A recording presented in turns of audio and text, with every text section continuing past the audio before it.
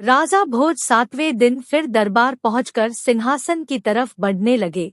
तभी 7वीं पुतली कौमुदी ने राजा से कहा, यहाँ बैठने की जिद छोड़ दो, इस पर सिर्फ राजा विक्रमादित्य जैसा गुणवान ही बैठ सकता है।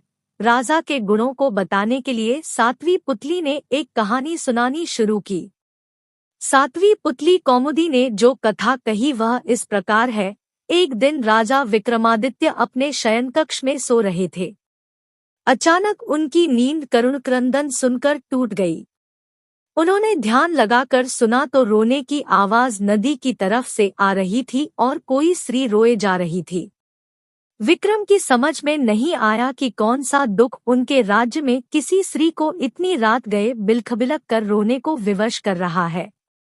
उन्होंने तुरंत राज परिधान पहना और कमर में तलवार लटकाकर आवाज की दिशा में चल पड़े।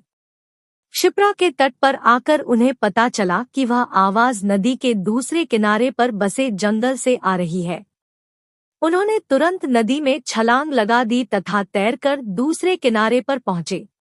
फिर चलते चलते उस जगह पहुंचे जहां से रोने की आवाज आ रही थी। उन्होंने देखा कि झाड़ियों में बैठी एक स्त्री रो रही है।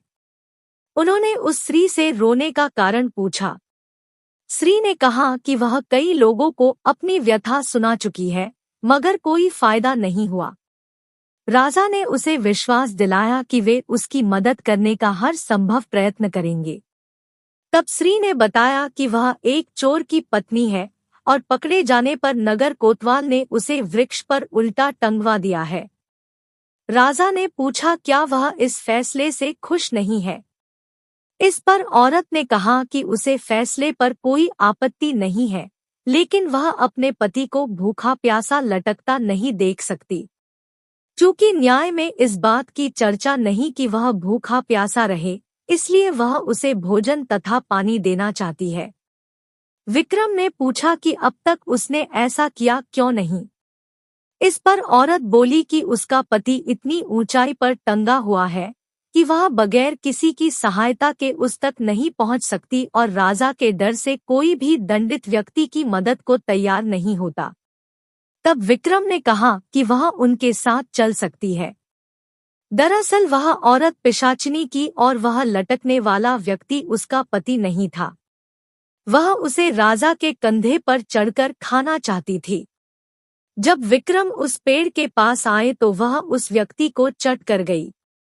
तृप्त होकर विक्रम को उसने मनचाही चीज मांगने को कहा। विक्रम ने कहा वह अन्नपूर्णा प्रदान करे जिससे उनकी प्रजा कभी भूखी नहीं रहे। इस पर वह पिशाचिनी बोली कि अन्नपूर्णा देना उसके बस में नहीं, लेकिन उसकी बहन प्रदान कर सकती है। विक्रम उसके साथ चलकर नदी किनारे आए जहां एक झोपड़ी थी। पिशाचिनी के आवाज देने पर उसकी बहन बाहर निकली। बहन को उसने राजा का परिचय दिया और कहा कि विक्रमादित्य अन्नपूर्णा के सच्चे अधिकारी है, अतः वह उन्हें अन्नपूर्णा प्रदान करे। उसकी बहन ने सहर्ष अन्नपूर्णा उन्हें दे दी। अन्नपूर्णा लेकर विक्रम अपने महल की ओर रवाना हुए। तब तक भोर हो चुकी थी। रास्ते में एक ब्राह्मण मिला। उसने राजा से भिक्षा में भोजन मांगा। विक्रम ने अन्नपूर्णा पात्र से कहा कि ब्राह्मण को पेट भर भोजन कराए। सचमुच तरह तरह के व्यंजन ब्राह्मण के सामने आ गए। जब ब्राह्मण ने पेट भर खाना खा लिया तो राजा ने उसे दक्षिणा देना चाहा।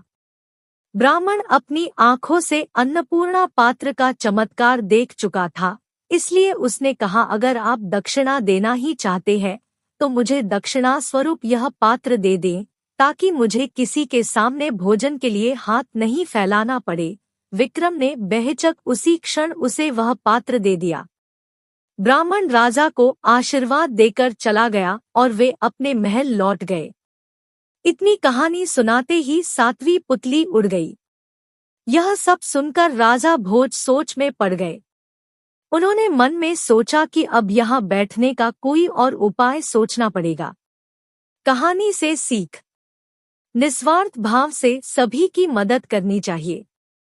दूसरों के लिए अच्छा सोचने वाले के साथ अच्छा ही होगा है।